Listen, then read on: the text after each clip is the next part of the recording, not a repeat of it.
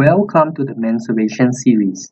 In this video, we shall explore how to calculate the volume and surface areas of composite solids.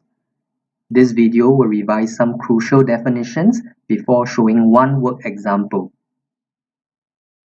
Here is a picture of some solid shapes. Are you able to name them? Starting from left to right, we have a cube. An example of a cube is the Rubik's cube. Next is a cylinder. An example of a cylinder is the familiar Milo tin. The third solid is a sphere. An example of a sphere is the soccer ball. You also learnt in geography that the Earth is round and is almost a perfect sphere. Then we have a cone, such as the ones used during PE lessons. Now consider these four solids. Which solids are prisms? Pause the video here and make a guess.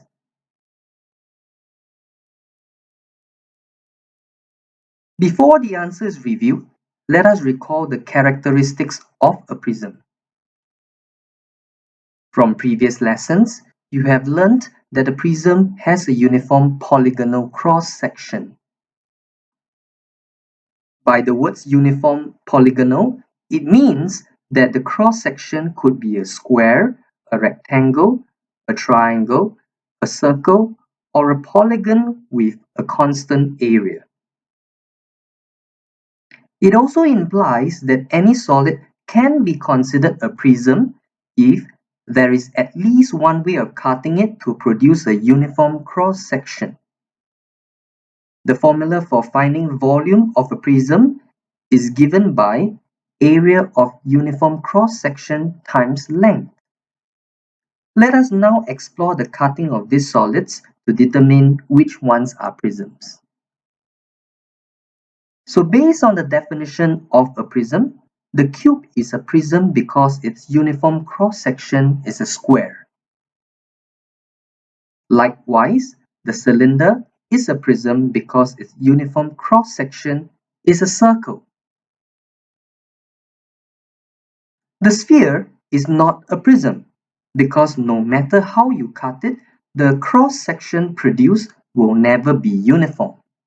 This is evident from the circles shown as the purple frame moves left and right across the sphere.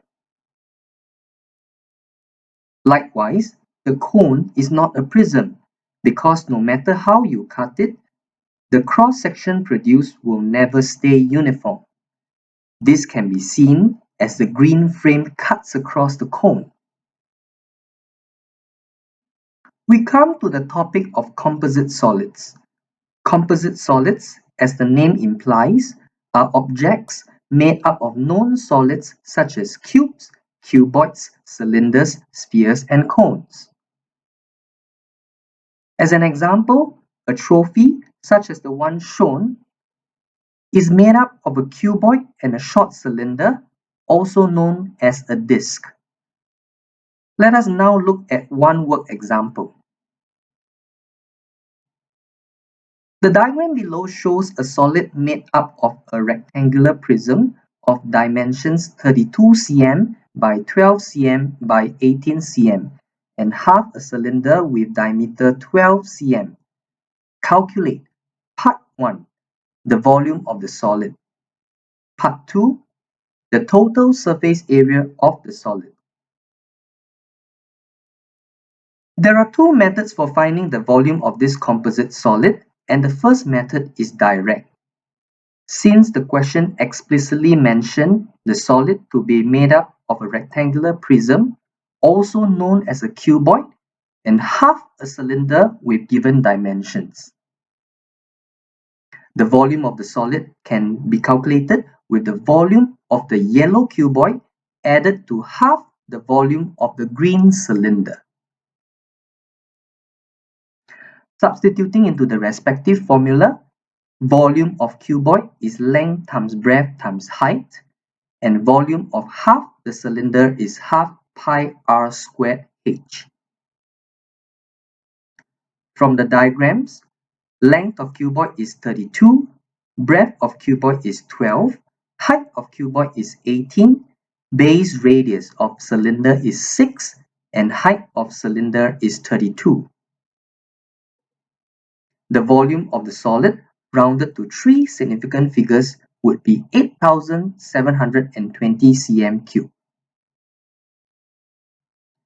The second method for finding the volume of the solid requires a little visualization and imagination.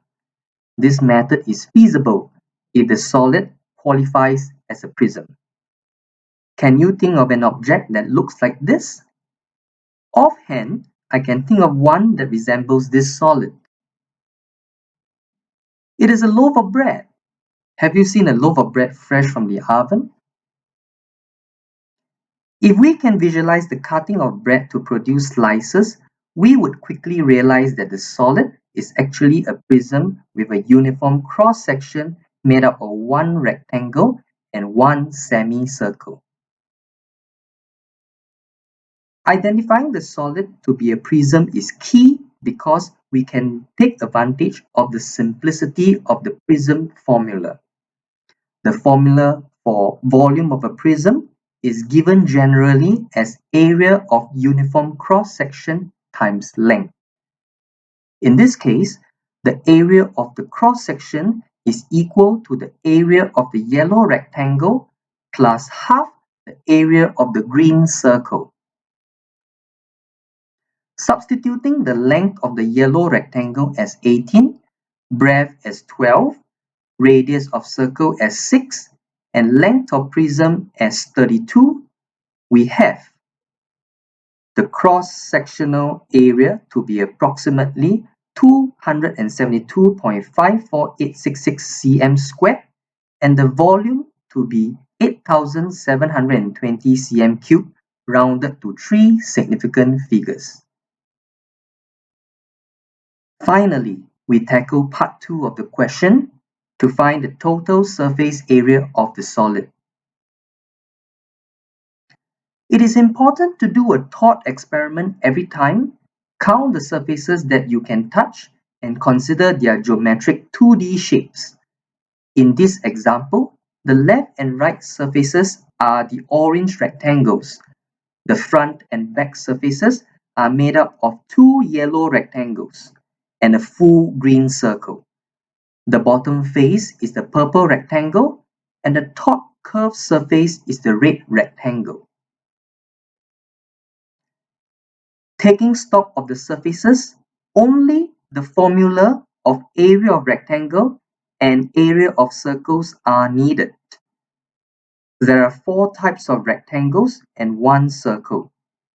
It is important to note that the breadth of the red rectangle is half the circumference of the green circle since its breadth wraps around the semicircle.